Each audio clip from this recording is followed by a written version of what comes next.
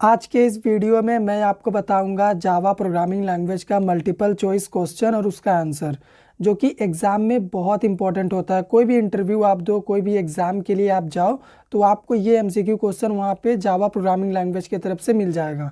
तो चलिए स्टार्ट करते हैं। हमारा फर्स्ट क्वेश्चन है, जावा प्रोग्रामिंग लैंग्वेज को किसने इन्वेंट करा। 4 ऑप्शंस आपके सामने हैं। करेक्ट आंसर होगा option number D, James Gosling. Java programming language के डेवलपर हैं ये। सेकंड क्वेश्चन है हमारा, which statement is true about Java. 4 options यहाँ पे भी आपके सामने हैं। हम क्या करेंगे, डायरेक्ट करेक्ट आंसर पे फोकस करेंगे, ज़्यादा टाइम आपका नहीं लेंगे। ऑप्शन नंबर डी यहाँ पे भी करेक्ट है, Java is a platform independent programming language. Question number third है हमारा, विच one of the following is not a Java feature.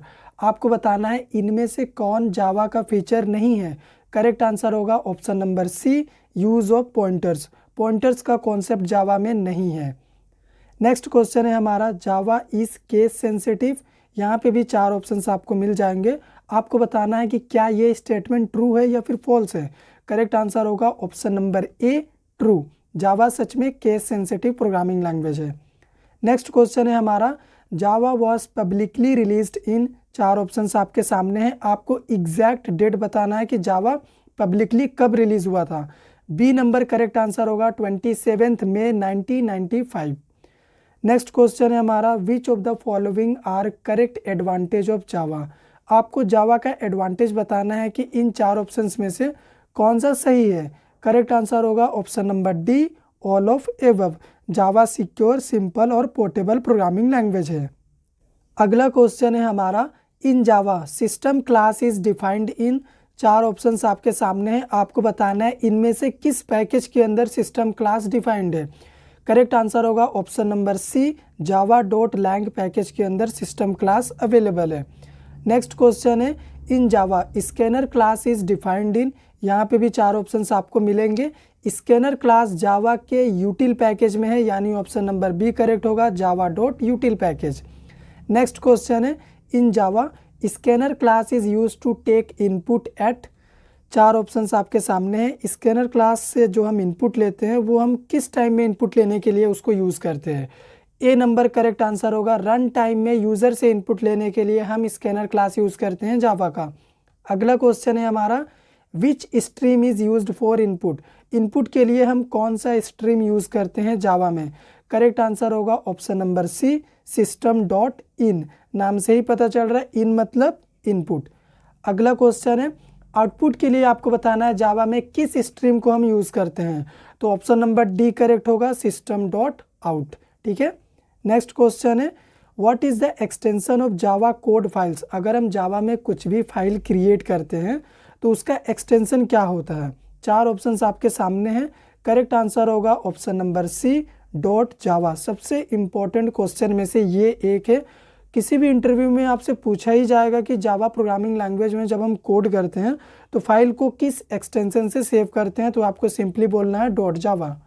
अगला क्वेश्चन है, what is the extension of compiled Java classes. हम जावा में जो भी क्लास को कंपाइल कर देते हैं उसका एक्सटेंशन क्या रिलीज होता है, क्या आता है। तो करेक्ट आंसर होगा option number D, dot class extension होता है जावा में क्लास फाइल का। नेक्स्ट क्वेश्चन है हमारा, which of this can not be used for a variable name in Java. आपको बताना है जावा में वेरिएबल के नेम के लिए हम इन चारों में से किसको यूज़ नहीं कर सकते। करेक्ट आंसर होगा option number B, keyword. Keyword को हम एज अ वेरिएबल यूज़ नहीं कर सकते क्योंकि कीवर्ड रिजर्व वर्ड होते हैं जावा में। नेक्स्ट क्वेश्चन है, which of the following is a type of polymorphism in Java programming. Java programming language में पॉलीमॉर्फिज्म का टाइप आपको बताना है इन 4 ऑप्शंस में से कौन है। ऑप्शन नंबर सी करेक्ट होगा, कंपाइल टाइम पॉलीमॉर्फिज्म। पॉलीमॉर्फिज्म का एक टाइप होता है। अगला क्वेश्चन है, which of the following package is used for a text formatting in Java programming language. Correct answer होगा, नाम से ही पता चलता होगा आपको, जावा डॉट टेक्स्ट, यानी option number B. Next question है, which component is use to compile, debug and execute the Java programs. 4 options आपके सामने हैं।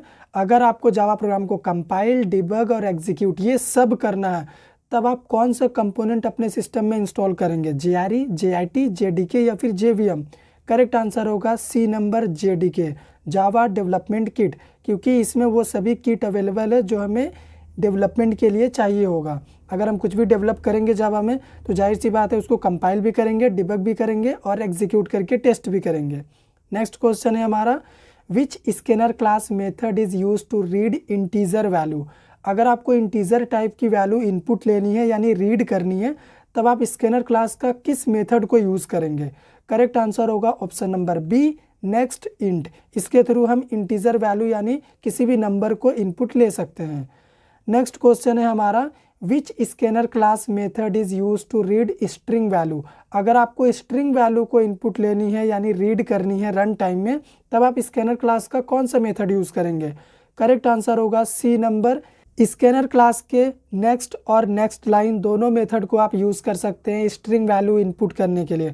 फ़र्क सिर्फ इतना है कि अगर आप नेक्स्ट मेथड यूज़ करेंगे इनपुट के लिए तो आपको जितना भी आप इनपुट लेंगे एक सिंगल लाइन में आपका इनपुट हो जाएगा, लेकिन नेक्स्ट लाइन की खासियत क्या है कि आप जितना इनपुट लेंगे उतना न्यू लाइन आपको जनरेट करके कंपाइलर देगा और न्यू लाइन में आपका इनपुट होगा। ठीक है, इसीलिए ऑप्शन नंबर सी करेक्ट होगा, A and B.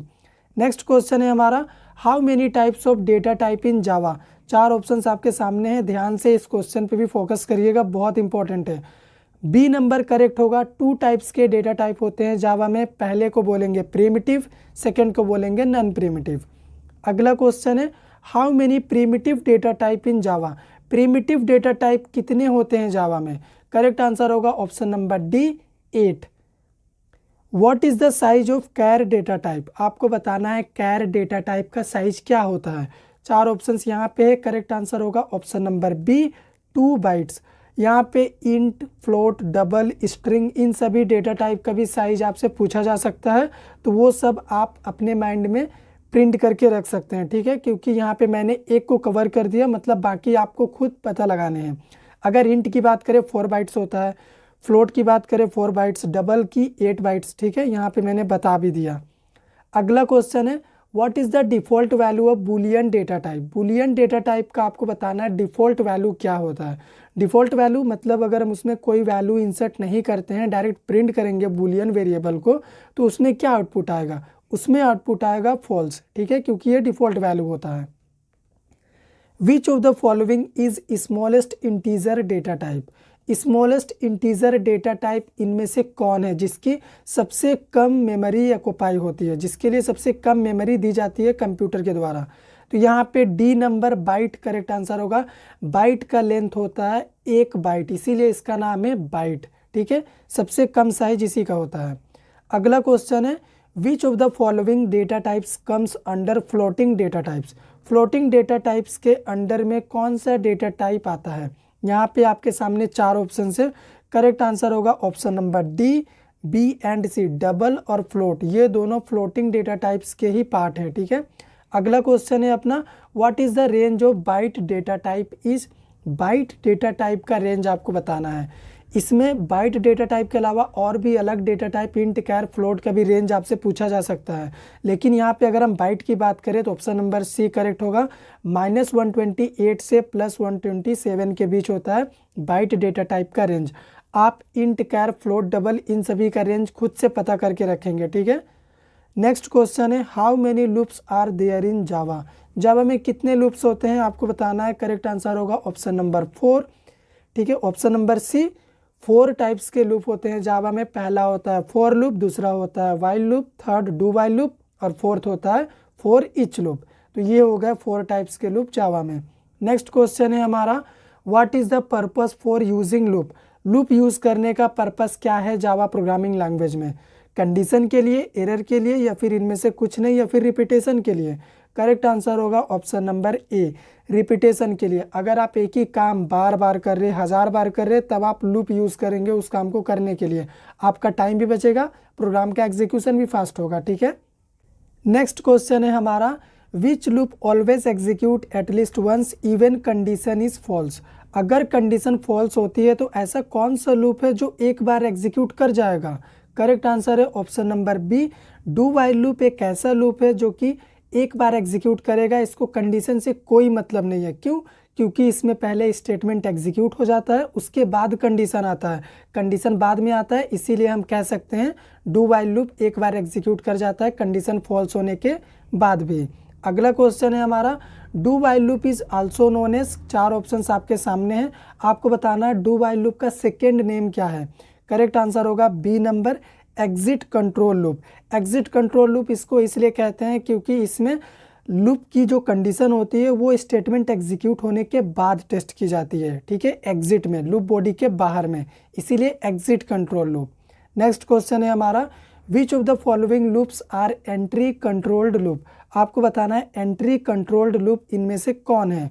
Both A and C, while loop और फॉर लूप, ये दो एंट्री कंट्रोल्ड लूप है। एंट्री कंट्रोल्ड लूप हम उस लूप को बोलते हैं जिसमें कंडीशन पहले चेक होती है, यानी लूप बॉडी में एंटर करने से पहले कंडीशन टेस्ट हो जाती है, इसीलिए इसको बोलते हैं एंट्री कंट्रोल्ड लूप।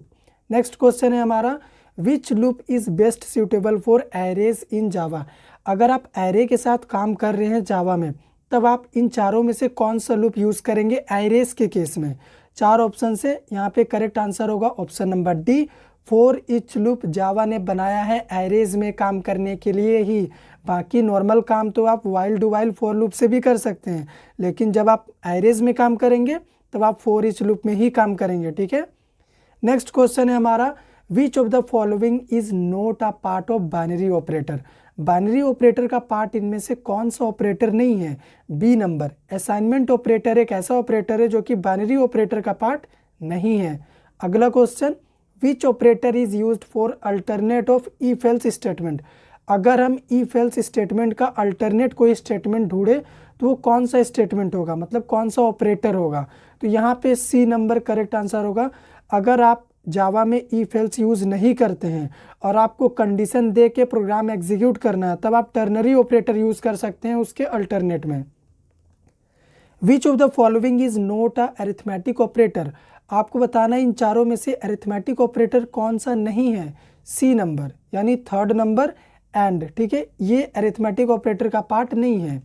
अगला क्वेश्चन है, relational operator is used for comparison.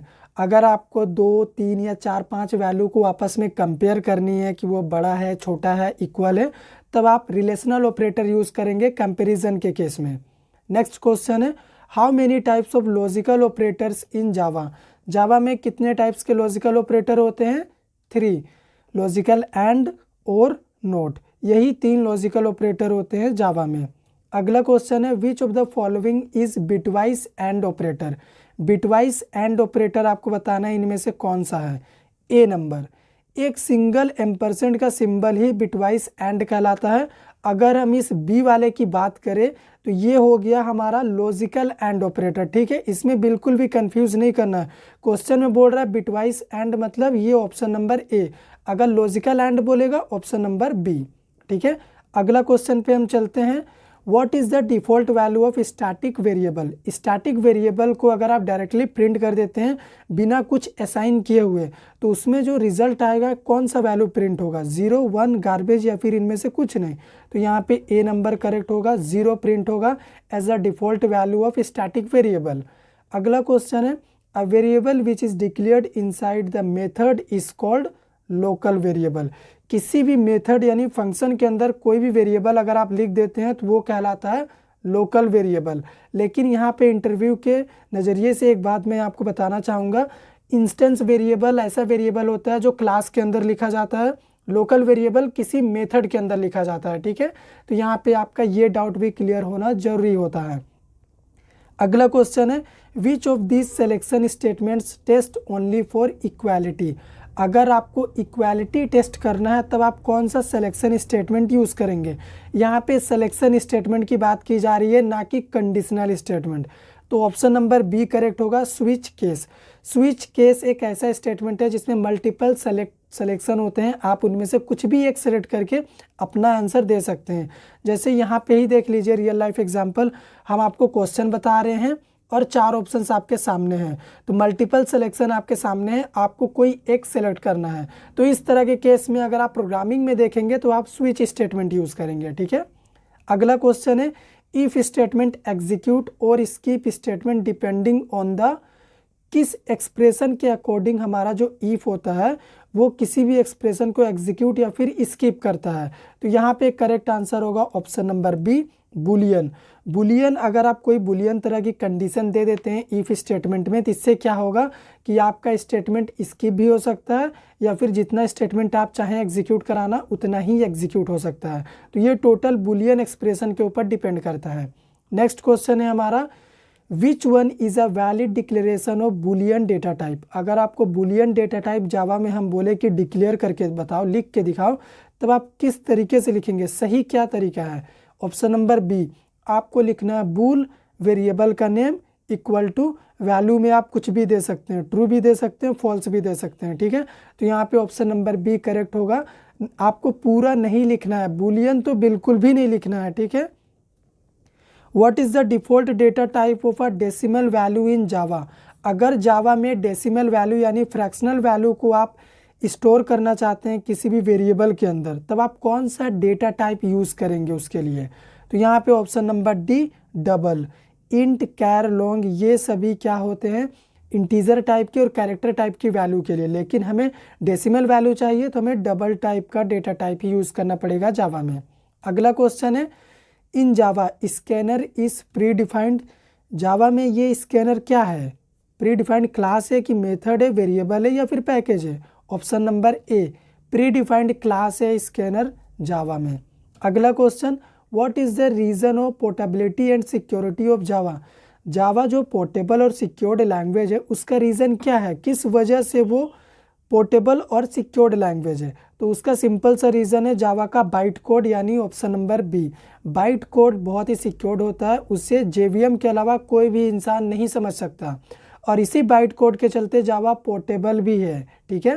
Next question है हमारा, what does the expression double n equal 10 divide 0 return.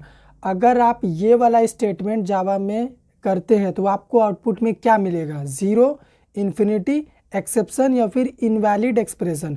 तो करेक्ट आंसर होगा इसका ऑप्शन नंबर बी, आपको रिजल्ट में इन्फिनिटी मिलेगा। मतलब रिजल्ट कुछ ना कुछ प्रिंट होता ही रहेगा, आपको पता ही नहीं चलेगा आउटपुट क्या है, ठीक है। लेकिन अगर यहाँ पे डबल डेटा टाइप के बजाय इंट होता, तो इंट होने से सेम वैल्यू को अगर आप इम्प्लीमेंट करेंगे जावा में तो आपको एक्सेप्शन मिलेगा, ठीक है। तो इंटरव्यू में इस बात को ध्यान रखना, इंटीजर डेटा टाइप में ही एक्सेप्शन आता है, बाकी में इन्फिनिटी रिजल्ट आएगा। अगला क्वेश्चन पे चलते हैं, which of this class is a super class of every class in Java. Java में जितने भी क्लासेस हैं उन सभी क्लासेस का सुपर क्लास कौन है, यानी बॉस कौन है, सबसे बड़ा? ऑप्शन नंबर बी, जावा में एक ऑब्जेक्ट नाम का क्लास है जो कि जावा में जितने भी क्लासेस अवेलेबल है, स्कैनर, सिस्टम, एरेस, ठीक है, इन सभी क्लासेस का सुपर क्लास है ऑब्जेक्ट क्लास, ठीक है। नेक्स्ट क्वेश्चन है, which one of the following is not an access modifier. आपको बताना है इन चारों में से एक्सेस मॉडिफायर कौन सा नहीं है। Option number A, void access modifier नहीं है, क्यों? क्योंकि ये एक डेटा टाइप है जिसका मतलब होता है नथिंग, वैल्यूलेस, ठीक है। जबकि पब्लिक प्राइवेट प्रोटेक्टेड ये क्या है, एक्सेस मॉडिफायर है। आज का हमारा लास्ट क्वेश्चन है, which of these are conditional statements in Java. आपको बताना है इनमें से कौन जावा में एज अ कंडीशनल स्टेटमेंट हम यूज़ करते हैं, किसको यूज़ करते हैं? चार ऑप्शंस आपके सामने है, करेक्ट आंसर होगा option number A, if. If Java में एक कंडीशनल स्टेटमेंट होता है जिसमें हम कंडीशन सेट करके अपने स्टेटमेंट को एग्जीक्यूट करते हैं, ठीक है। तो ये थे हमारे आज के टॉप 50 MCQ जावा के, जो कि इंटरव्यू और एग्ज़ाम में हमेशा पूछे जाते हैं। अगर आपको जावा प्रोग्रामिंग लैंग्वेज स्टार्टिंग से लेके एंडिंग तक बढ़िया से सीखना है तो आप इस वीडियो पे क्लिक कर दीजिए जो आपके स्क्रीन पे आपको दिख रहा है। वीडियो देखने के बाद मैं आपको इस बात की गारंटी देता हूं कि आप जावा प्रोग्रामिंग लैंग्वेज बहुत ही आराम से सीख जाएंगे। अगर ये वीडियो पसंद आया हो तो लाइक करिए, शेयर करिए, चैनल को सब्सक्राइब कर दीजिए।